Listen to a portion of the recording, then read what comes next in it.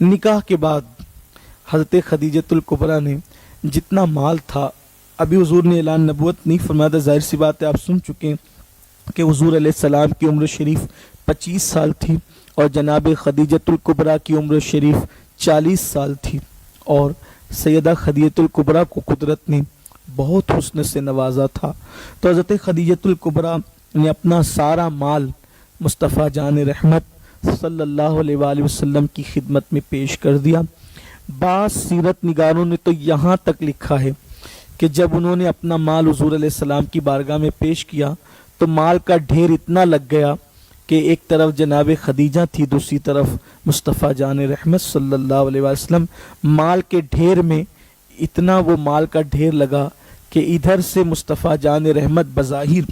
جناب خدیجہ کی طرف نہیں دیکھ رہے تھے اور جناب خدیجہ مصطفیٰ جان رحمت کو نہیں دیکھ پا رہی تھی۔ اتنی دولت بارگاہ رسالت میں انہوں نے پیش کیا جب کبھی کہ اعلان نبوت نہیں ہوا تھا، اور کہا کہ یہ میرا مال نہیں اب آپ کا مال ہے، حتیٰ کہ اپنے کنیزوں کو اور اپنے غلاموں کو بھی مصطفیٰ جان رحمت صلی اللہ علیہ وآلہ وسلم کی بارگاہ میں نذر کر دیا۔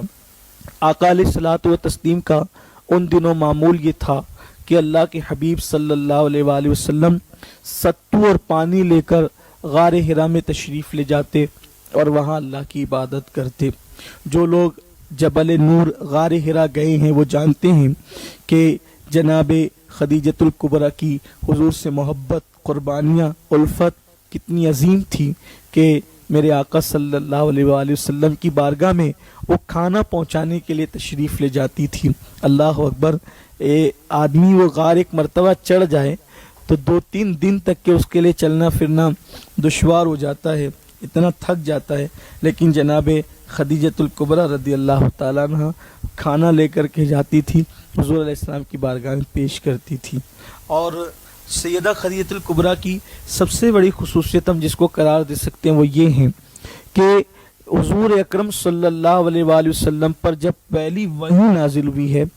تو اس وقت سب سے پہلے مطلقاً پوری کائنات میں سب سے پہلے اگر کسی نے حضور علیہ السلام کا کلمہ پڑھا ہے تو وہ جناب سیدہ خدیجۃ الکبریٰ رضی اللہ تعالیٰ کی ذات ہے۔ تفصیل ہمارے یہاں یہ ہے کہ مردوں میں سب سے پہلے سیدنا صدیق اکبر نے کلمہ پڑھا، عورتوں میں سب سے پہلے سیدہ خدیجہ نے پڑھا، بچوں میں سب سے پہلے مولا کائنات مولا علی نے پڑھا، غلاموں میں سب سے پہلے زید بن حارثہ نے پڑھا۔ لیکن اگر درایت اور روایات سب کو یکجا کر کے مطلقاً اگر سب سے پہلے پوری امت میں کسی کو کلمہ پڑھنے کا شرف حاصل ہے جس پر پوری امت کا اتفاق ہے تو وہ خدیجۃ الکبریٰ رضی اللہ تعالیٰ عنہ کی ذات ہے۔ اور حضور اکرم صلی اللہ علیہ وآلہ وسلم پر پیر کے دن پہلی وحی نازل ہوتی ہے اور پیر کے دن ہی ام المومنین خدیجۃ الکبریٰ حضور علیہ السلام کے ساتھ نماز پڑھتی ہیں۔ یہ سیدہ خدیجۃ الکبریٰ رضی اللہ عنہ کی شان ہے۔ اور پھر جب آقا علیہ السلام پہ پہلی وحی نازل ہوئی تو بہت ساری چیزیں ہوئی اور وہ لے کر گئیں جناب ورقہ بن نوفل کے پاس حضور علیہ السلام کو اور کہا کہ ایسا ایسا ہوا ہے، تو جناب ورقہ نے کہا کہ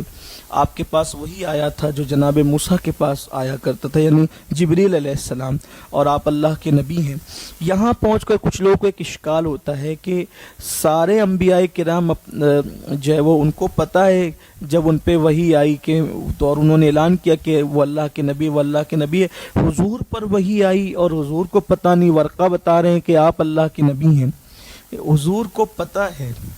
اللہ کے رسول صلی اللہ علیہ وآلہ وسلم کو تو اس دن بھی پتہ ہے جس دن وہ پیدا ہوئے تھے، اسی لیے تو انہوں نے جب پیدائش کے وقت سجدے میں سر رکھ کے کہا نا رب حبلی امتی، اور پھر اللہ کے رسول علیہ السلام 6 سال کی عمر میں جب مدینہ منورہ اپنی والدہ کے ساتھ گئے تو اس وقت حضور فرماتے ہیں کہ جو پتھر مجھ پہ درود پڑھتے تھے میں ان پتھروں کو ابھی تک پہچانتا ہوں۔ بے شمار واقعات ہیں، لیکن ورقہ سے یہ کہلوانے میں حکمت کیا تھی؟ حضور علیہ السلام نے خود نہیں کہا،